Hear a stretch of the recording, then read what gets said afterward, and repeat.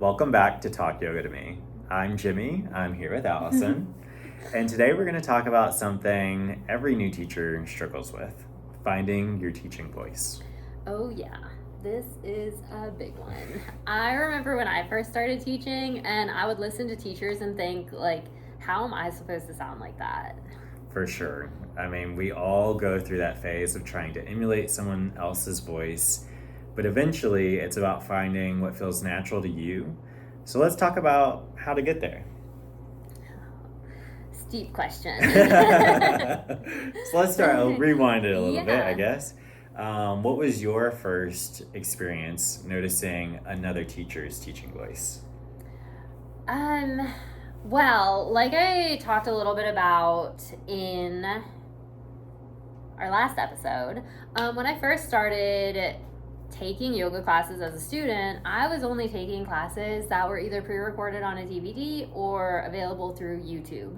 So I never really grasped this concept of a teaching voice because I didn't know what people sounded like outside of teaching. So funny, right? Yeah. So I was like, oh no, this is just how this person talks, like all the time. And then it was when I did like my YTT and we talked about teaching voices and things. And when I started taking in-studio classes where I started to realize that these teaching voices were a thing.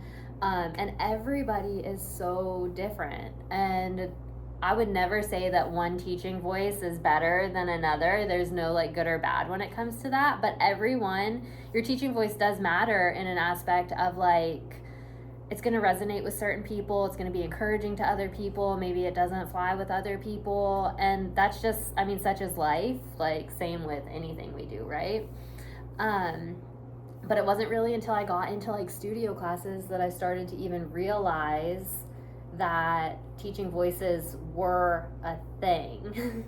What about you? Did you ever experience or, like, notice teaching voices from your yoga teachers and kind of, like, have thoughts on it? Yeah. Well, I just want to say too, that's so crazy doing yoga primarily through like online versions. It's like not knowing Miss Rachel has a voice outside of like Miss Rachel. Anyone who has kids or nieces or nephews, like y'all know Miss Rachel, and not knowing she talks different, kind of outside of that preschool box or yoga box.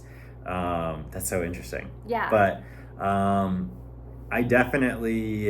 my first experiences with yoga were more in Bikram classes. So being yelled at was very interesting. I didn't really know that was yoga at that time. That was new. But also it kind of helped me. I was in a very stressful job, a very high-paced environment where I may or may not have cried one time at work, which, as you know, I don't cry. So that's kind of a crazy thing. No. But it helped me getting through a very stressful 110-degree environment, doing things I never knew my body could, and being yelled at the same time. It is like an energy spike, but also like a confidence builder in a way. Mm-hmm. But I noticed it too over time of how much a teacher's voice changes throughout the class. Starting out very calming, very grounding, maybe a little bit slower, a bit more intentional, and then slowly starting to build into this like more powerful, commanding, we got this, y'all are doing it, right foot forward, step it up, like whatever it may be. And that, I think I still am working on that because I think I struggle a little bit with like that. I'm good with the calming, I think that's my natural default, but to give that kind of confidence boosting, we're in Warrior 3 and we're all dying together, but how do I get them to still enjoy this kind of thing? Yeah. And then you have to calm it back down. So I noticed that probably off the bat more so. But you're right, every teacher does have their own spin on that voice. There are two things I want to say on that note. I had to say two so I don't forget. First, I know, like, I've never been yelled at in a yoga class before, but I've also never taken a Bikram class. So I've done, like, Hot 26. Mm-hmm. They're technically the same thing, different names.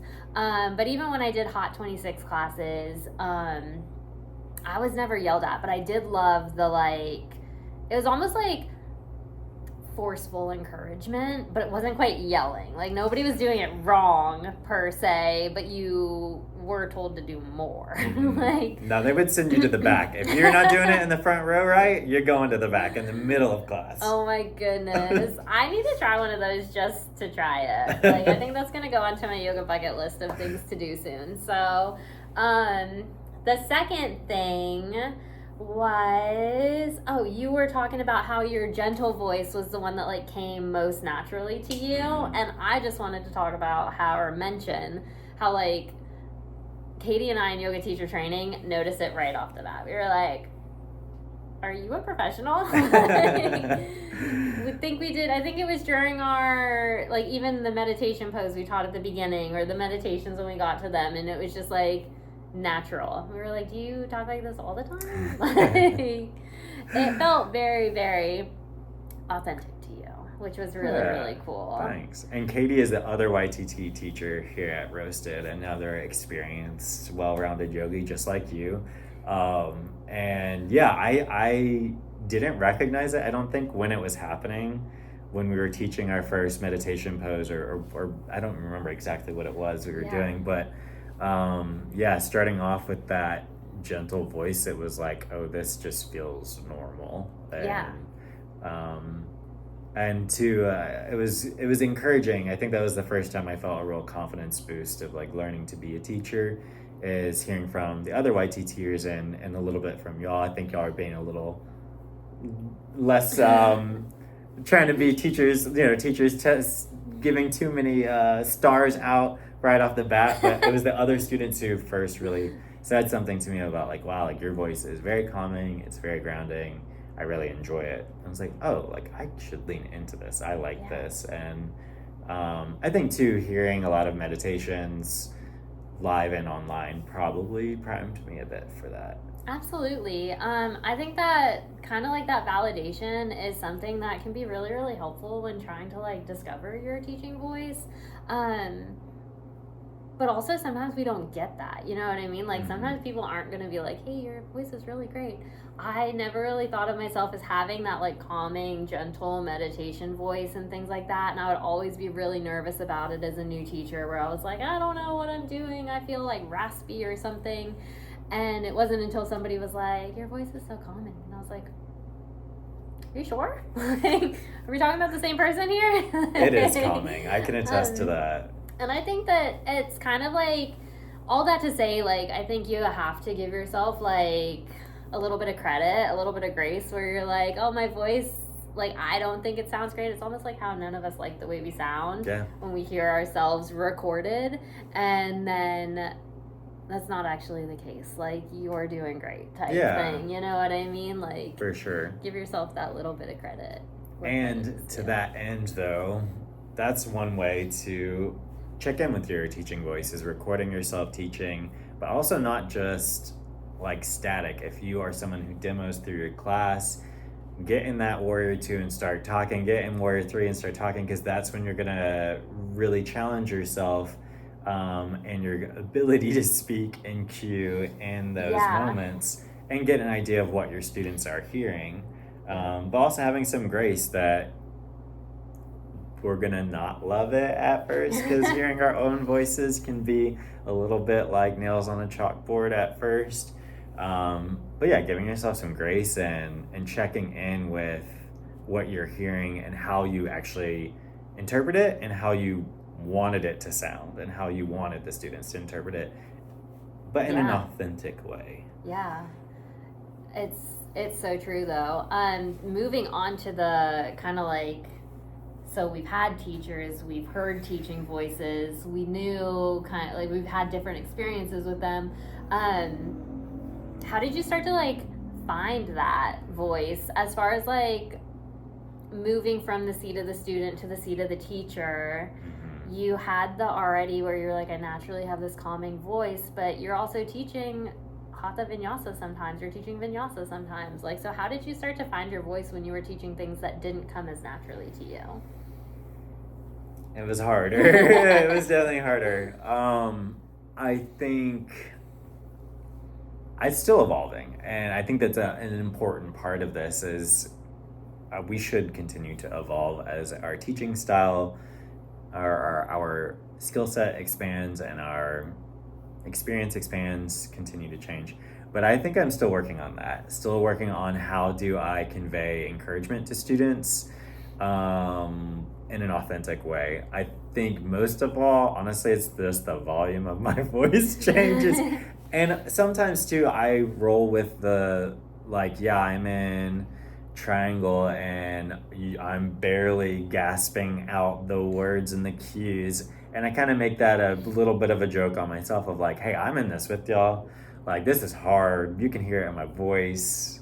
It's so true. Oh my gosh, it's so true. Like, there are times where, like, I would be doing back bends with the class, not like full wheels or anything, but like we'd be doing pigeon with our arms lifted overhead type things, and I wouldn't be able to talk the first time we did it.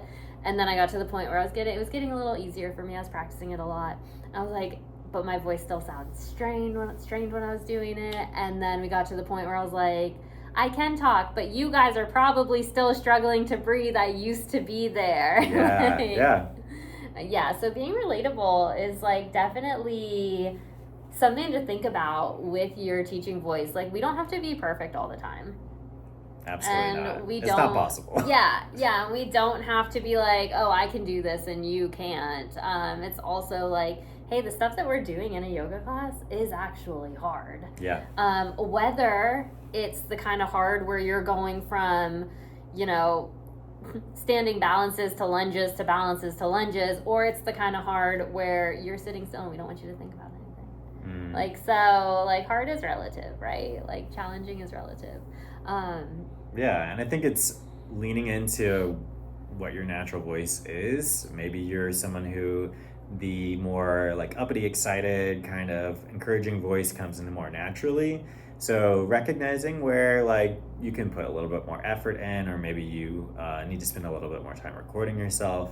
But one thing that you're talking about too is I've realized as you engage your core and kind of separate your breathing from the moving of your belly, like that gives you a more supported diaphragm to where you can, like you were able to have in your pigeon, like lifted, still speaking in a more normal voice.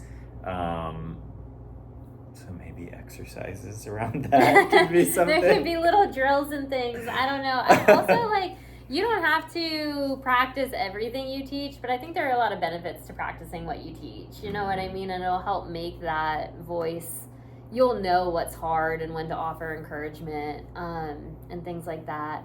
I know for me, with my teaching voice, as I was like a new teacher, was my voice is very soft. Like, I naturally speak soft. Like, I don't project well. I'm also very introverted and very shy for the most part. I've come out of my shell a lot, like, in adulthood, I guess. But I would always have trouble. Like, I'm sure that I sounded uncertain when I was a new teacher, or maybe like over speaking and getting nervous, and I could tell when my voice was shaky and things like that. And most of the times, like, you notice when your voice is shaky and nobody else notices when your voice is shaky. But learning to project as a teacher and learning to remind myself that, like, I've curated my sequence and my class to be something that I put a lot of time, thought, and effort into, and I didn't want to disservice my class by not having the energy in my voice that I needed to kind of actually put it into practice. Yeah, to convey the, like, well thought out plan. Yeah. And then I was like, I don't want to do this class a disservice by not being able to effectively communicate what it is we're doing. So that was a really big challenge for me throughout my yoga teacher training journey, and then as a new teacher. And it was that shift of, like, going to classes, staying a student, and learning ways people express themselves. And, like, I think that being around teachers who were very, very confident and very well spoken helped to inspire that same kind of confidence and well spokenness in myself as far as teaching goes, which was a really, really big game changer for me as a teacher. I was suddenly like, I know what I'm doing. I got this.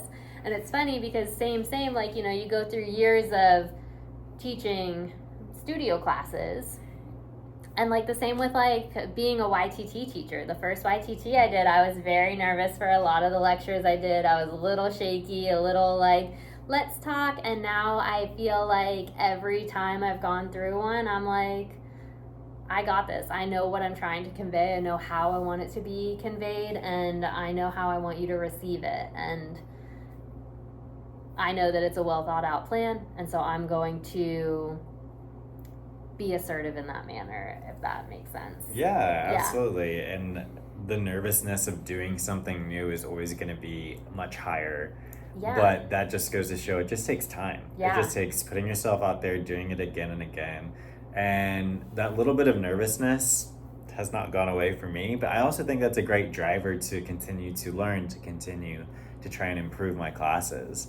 But I agree, when I first started teaching, like even in YTT, I felt like my voice was so shaky. I was so nervous, and afterwards it didn't come through that way. And I'm sure at times it did once I was out of YTT, because then it's like the real nerves hit.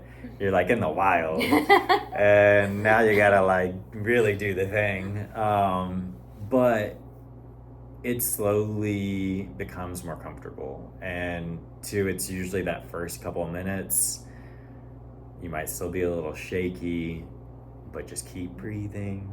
Like if you need to take a moment, especially if it's in the beginning of class, they're already usually laying down or eyes closed, you can just leave them there for a little bit, you know, collect a couple of breaths, and then choose when you're ready to continue speaking. But yeah, I found it was like about like the 3 to 10 minute mark, somewhere in there, without fail, in the beginning of teaching in the wild, I could settle in and hear my voice really start to calm. It's almost like we need that grounding at the beginning of class just as much as all the students do. That's true. It's true. Like we're all real people with real lives walking into a studio, and whether you're the one leading the class or taking the class, you need that same moment to like disconnect, to show up for your practice or your class. You know what I mean? Mm-hmm. Yeah, it's cool. I also think it's really important to like you don't need to be hard on yourself, but like reflect on classes that you've taught. Think about, and don't be so hard that you're only thinking about things you didn't like. Like count all your little wins too, right? Like what were the 3 things that you did really, really, really well? And what were the 3 things that maybe if you think about a little bit more, you do just a hair better? And I don't want to say better like you did it bad, but you know what I mean? Like you get the flowers in the mud, like, and the mud's not a bad thing. It's like fertile ground to grow. Like I love that. How sweet is that? But yeah, definitely balancing it with things that, I did these things well. And if you have teachers or especially students, even asking students who are new, like, how was that class? Getting feedback and being open to receiving it and not taking it personal, because it's just a great way to check in, see if it's coming through to your students in the way you want. Yeah. But yeah, and definitely trying to get feedback from other teachers, because they, especially if they're more experienced, they can give you some guidance and some little tidbits that might help. Yeah, and hopefully you're in a great place at a great studio with great teachers where you guys all want to help each other and nobody's trying to sabotage anything. Is that a thing? I don't know. I anything said that, about and that I was here. like, I actually don't know if that's a thing or not. Definitely not here. Not here. No, I meant to. No, I know. But that's true too, actually. And it's a separate point of, just because someone gives you feedback doesn't mean that you have to agree with it. You can accept it and then decide if you want to change or not. That's where I was going with that, because it's also like take all feedback with like a grain of salt, you know what I mean? Because we can't make 100% of everybody happy all the time. And sometimes just because somebody says, hey, you should do something this way, doesn't mean that that's something that will resonate and be like authentic to you, where if you try to do it, it's not going to come out as if you're doing it. It's going to come out feeling forced. Which, let's talk a little bit about how like being authentic in your teaching voice and your teaching in general is so important. Like it's not just about how you sound, it's about how you show up in the room and like the kind of energy that you give, right? From greeting them at the door, you know, how would you greet someone as a friend? Like, is that similar to how you would greet them here, or would you be in a more professional manner perhaps, or a little bit more cordial? Have you ever I know, like, when I first started teaching yin classes, I would have a really gentle, soft voice, and then somebody would ask me, like, how to do something that maybe they couldn't see or I didn't cue right or something, or didn't cue well enough. I'm not sure. And then I would hear my voice immediately change. And then I was like, oh my gosh, am I faking? What's happening here? Like, I'd be like, oh, we're going to do this. Oh, yeah, just sit up a little bit taller. You got it. You know what I mean? Like, things like that. Have you done that? Or I've done it. So I'm like, yeah, I really focus on kind of having an authentic teaching voice that is gentle for my yoga classes, but also like not so far-fetched from how I sound outside of the studio. How do you handle things like that? Well, it makes me think of a time when I've done exactly that. And it's like in a yin class, you know, everyone struggles to get the bolster up on the blocks at the angle. It's like you're going around and, you know, you're explaining it and I'm like, no. And I get confused, honestly. Sometimes it's like the high setting, the medium. How do I want to explain And this? we're doing it Top in the dark mat, most of the time. Yeah, and it's, in the dark. So I have noticed that actually myself, and I didn't realize it until you said it. And I think... Not that there's anything wrong with it, right? I think you kind of have to some extent. Like there's a degree where maybe it passes outside of authenticity, but also people don't want us just like reading a grocery list kind of. In a yin class, so finding that balance, it can be challenging. Yeah, and I don't think that like makes or breaks the class in any way. It was just like when we talk about teaching voices, like that's where my mind tends to go. But you brought up a great point at the beginning of like we start gentle and then our voice starts to build and then we find that encouragement and then we bring it back down. But I know the one time that like I felt it switch off awkwardly, I was like, I was in a yin class and somebody was like, I don't feel anything. And I was like, well, have you tried? But that was fun. Yeah, and I think, giving yourself some grace in that, and that can humanize it too, even that, I don't talk like this all the time.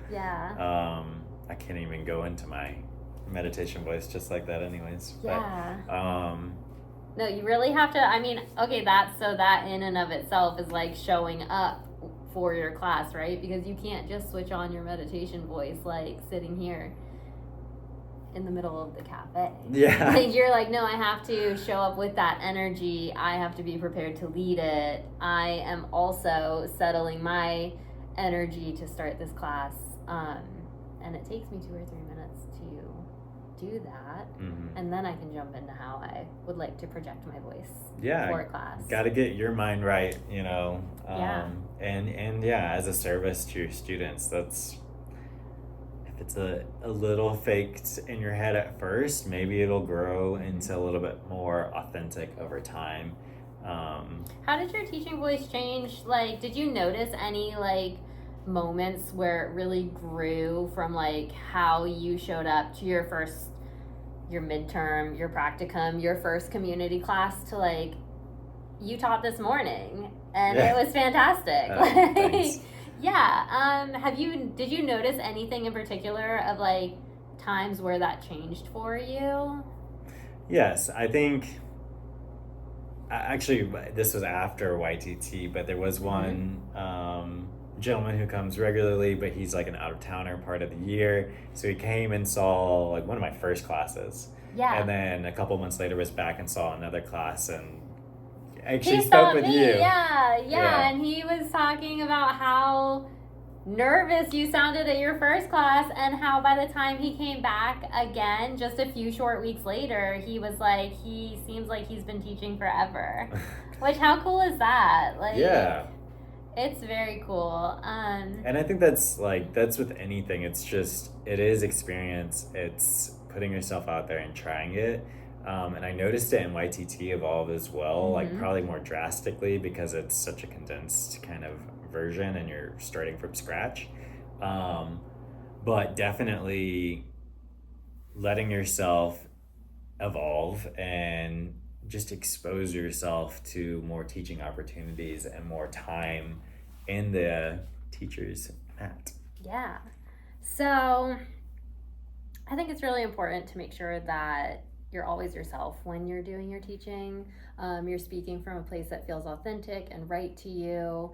And if you're feeling like you haven't really found your voice yet, you don't need to stress it. Like, it does take time. Totally. And some practical tips that we've already kind of hit on. Record yourself teaching, take classes from a variety of teachers, online or otherwise. And don't be afraid to experiment with your style. The more you teach, the more you'll figure it out. Yeah, absolutely. So, don't rush it. It'll come to you when it does. Be patient. It's so much more fun. That's it for today. Next week, we're going to talk about sequencing your yoga classes. What works, what doesn't, how to create the perfect flow. And yeah, we'll share our experiences, tips and tricks for you, and we're so excited. So if you like this, continue to watch, continue to listen to. Follow us on Instagram at Talk Yoga to Me.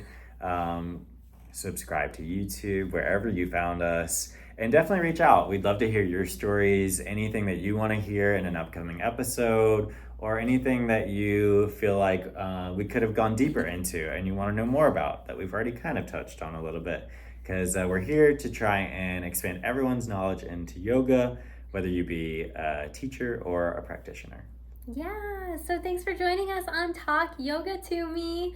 Don't forget to DM us with any questions or comments. Bye, guys. Bye.